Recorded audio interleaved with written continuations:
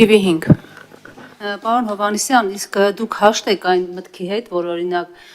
Ստեփան Ասատրյանի եղբայրը, որը նույնպես սարկավագ է, Կիրակի օրինակ քայլում էր վեհափառի հետևից, ոչ թե եկել էր ինչպես շատերն են պնդում այդ կեղծ պատարագին։ Այս հակասությունը ընտանիքի անդամների, եղբայրների միջև ձեզ չի մտահոգում։ Որտեղ իսկապես Յուրաքանչյուր մարդ ազատ է իր ընտրության մեջ, Տեր Արամը Հովանավանքում պատարագ է մատուցել նախորդ Կիրակի, մեր հավատավոր ժողովուրդը դուք տեսաք, որ այցելել էր այդ պատարագին եւ այս Կիրակի էլ վստահաբար բազմահազար քաղաքացիներ այցելելու են Հովանավանք։ Շնորհակալ։ Իդեպ տեղեկությունները, որ բավականին դժգոհություն է եղել մարդկանց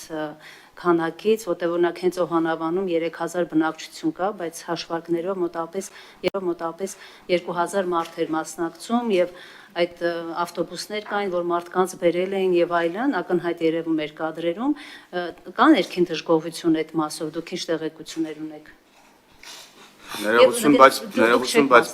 տեղի ունեցել եկեղեցում պատարագ եւ կարծում եմ պատարագի մասնակիցների թվի, այսինքն հաշվարկը որևէ մեկը չի արել, որ դժգոհ կամ գոհ լինի դրանից, տեղի ունեցել պատարագ եւ մենք ականատես ենք այնտեղ եղել, որ հազարավոր քաղաքացիներ Հայաստանի տարբեր համայնքներից ինքնակամ եկել եւ մասնակցել են այդ պատարագին, ինչպես եւ այս Կիրակի են գալու։ Շնորհակալ եմ։ Դուք չեք մասնակցել եւ պարոն Վարդանյան, դուք չեք եղել, չէ՞։ Ես այս Կիրակի չեմ մասնակցել, հաջորդող Կիրակի Ես եղել եմ Հովանավանքում եւ ասում ձեզ, ես Հովանավանքում հաճախ եմ լինում։ Կիրակի եղել եք։ Ես Կիրակի եղել եմ, այո, եւ մթնոլորտն եմ տեսել եւ տեսել եմ քարոզի որակը։ Ես մտածում եմ, որ սա այդուհանդերձ հավատավորների համար նախատեսված միջոցառում էր եւ պետական դերակատարությունը այստեղ չպետք է գերագնահատվի կամ դերագնահատվի, ըստ էության բոլոր անհրաժեշտ անվտանգային միջոցառումներն ապահովված էին, հաշվի առնելով այո Բարսասչյան պաշտոնատար անձանց ներկայությունը այնտեղ, մթնոլորտը շատ քրիստոնեական էր եւ շատ հավատավոր եւ նույնիսկ պատարագից հետո բավականին երկար ժամանակ մարդիկ խոսում էին, զբոսնում էին, մտորում էին, նես որ ես այդ տեսանկյունից մեծ խնդիր չեմ տեսնում։ Ես ընդհանրապես համոզված եմ, որ հայ առաքելական եկեղեցին պետք է դառնա ոչ միայն մեր ինքնության մաս, ինքը շարունակելու է մնալ մեր ինքնության մաս, այն նաև պետք է դառնա մեր հոգևոր կյանքի մաս, որովհետև գիտեք եկեղեցին սոս չպետք է դիտարկվի որպես քո ինքնությունը, հայ լինելու ինքնությունը միայն պահպանելու միջոց, այլ նաև հոգևոր դաշտ, հոգևոր միջավայր ձևավորելու միջոց։ Սա շատ կարևոր է,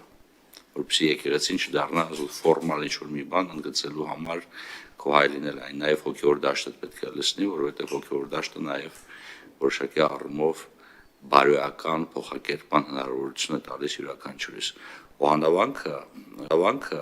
որպես այդպեսին շատ ուրույն տեղ է զբաղեցնում հայ եկեղեցիների եւ վանքերի շարքում, թե իր ճարտարապետական լուծումներով, թե այն հոգևոր արժեքներով, որոնք այնտեղ զետեղված են։ Այսքանը։ Երկու Պարոն Վարդանյան, դուք ասեցիք եղել եք Հովանավանքում եւ մթնոլորտը շատ քրիստոնեական էր, իսկ ծափերը, որոնք հնչում էին, նորմալ էր։ Ես ճիշտ ասած չգիտեմ Աստվածաշնչում, լավագույն գիտակը չեմ, ծափերը որպես այդպեսին դիտարկում է որպես մեղսավոր ինչ-որ մի բան, թե ոչ կարծես թե սա անձի կողմից ոգևորություն կամ չգիտեմ դրական առցական դրսևորելու միջոց է։ Իսկ քաղաքացու բերանը փակելը։ Ես ում հարցին եմ պատասխանում։ Տեսեք, ես պետք է ասեմ հետևյալը, դրվագը չեմ տեսել, լսել եմ դրվագի մասին, ինչ է տեղ ունեցել եկեղեցում եւ ինչ միջավայրում եւ ինչ գործողությունների արդյունքում դա տեղ ունեցել, իմ կարծիքով իրավական գնահատականների արդյունք պետք է դառնա։ Մենք չենք կարող ազգային ժողովում լինենք եւ օրենսդիր եւ դատախազական մարմին, չենք կարող լինել եւ օրենսդիր եւ գործադիր մարմին, չենք կարող լինենք եւ օրենսդիր եւ իրավապահ։ Ես հասկանում եմ խոսքը անդադ քաղաքական պատասխանատվության դաշտն է վերաբերում։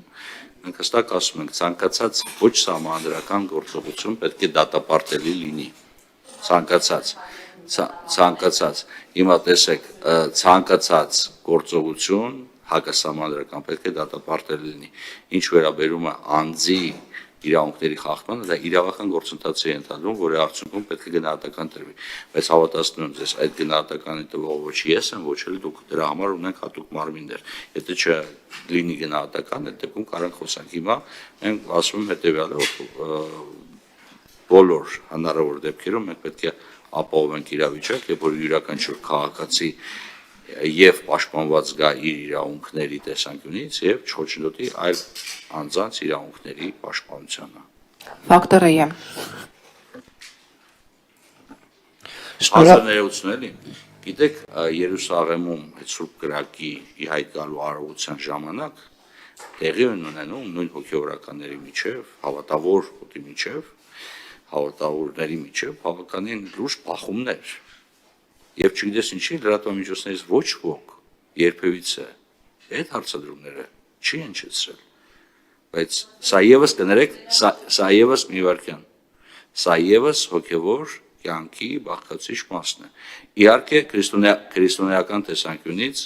ցանկացած տեսակի բռնություն պետք է դատապարտել լինի, բայց կներեք մարդու իրավունքների համակարգը այնպեսին է, որ մենք ունենք իրավունքներ, որոնցից շեղումը անթույլատրելի է սահմանադրությամբ եւ եվրոպական չափորոշիչներով,